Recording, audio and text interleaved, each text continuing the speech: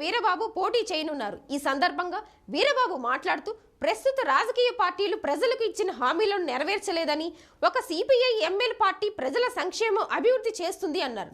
కాకినాడ జిల్లాలో మొత్తం 8 మంది సిపిఐ ఎంఎల్ పార్టీ తరపున పోటీ చేయనున్నట్లు తెలిపారు. పూర్తి వివరాలను త్వరలోనే వెల్లడిస్తానని ఆయన చెప్పారు.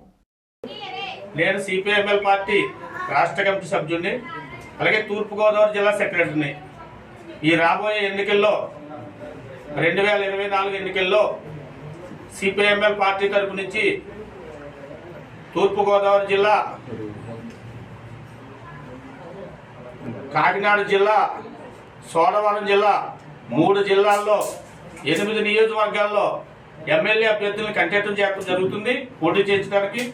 అలాగే రాజానగరం నియోజకవర్గం గురించి నేను పోటీ చేస్తున్నాను. రాజానగరం నియోజకవర్గంలో మాకు సిపిఐఎంఎల్ పార్టీ సభ్యత్వం 40,000 మంది ఉన్నారు. అలాగే సుమారు 30,000 ఓటింగ్ కన్నా మాకు పడుతుందని ఆశించి ఇక్కడ ఎమ్మెల్యేగా నేను పోటీ చేయడం జరుగుతుంది. సిపిఐఎంఎల్ పార్టీ నుంచి కంటెస్ట్ ఎమ్మెల్యేగా పోటీ చేస్తూ ఉన్నాను ఈరోజు. అలాగే ఎందుకు పోటీ చేయాలని నిర్ణయించుకున్నామంటే, అనేక రాజకీయ పార్టీలు ఎలక్షన్ అయ్యే వరకు కూడా అనేక వాగ్దానాలు చేసి, అనేక మాయమాటలు చెప్పి, అనేక బూటక కబుర్లు చెప్పి ఎలక్షన్ అయిన తర్వాత పేదవాళ్ళని కానీ మధ్యతరగతి వాళ్ళని పట్టించుకోవట్లేదు.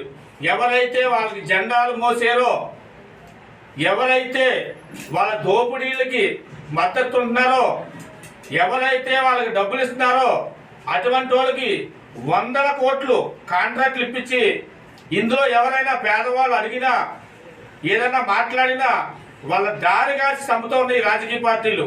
అందుకే సిపిఐఎంఎల్ పార్టీ నుంచి పోటీ చేయాలి. అలాగే మన రాష్ట్రంలో మార్పులు తీసుకురావాలని ఈసారి ఎన్నికల్లో చాలా బలంగా నిలబడి పోటీ చేసి ప్రజల నుంచి మేము ఓటు శాతం పెంచుకోవాలని పార్టీ నిర్ణయించుకోవడం జరిగింది. దాంట్లో భాగంగానే ఈరోజు నేను వచ్చే ఎన్నికల్లో రాజానగరం నియోజకవర్గం నుంచి పోటీ చేస్తున్నాను. అలాగే ఏ కంటెస్ట్లో ఏ ఎమ్మెల్యేని పోటీ చేస్తున్నానో మళ్ళీ మరో వారం రోజుల్లో ఒక్కో ఎమ్మెల్యేని కూడా నేను మీడియా పూర్వకంగా చెప్తానని మీడియా మిత్రులందరికీ కూడా నేను మనవి చేసుకుంటా ఉన్నాను. ఈ అవకాశం ఇచ్చిన మీడియా మిత్రులందరూ మీ అందరికీ నా ధన్యవాదాలు. మా సిపిఐఎంఎల్ పార్టీని మీరందరూ హైలైట్ చేస్తారని మీ అందరినీ కోరుకుంటా ఉన్నాను.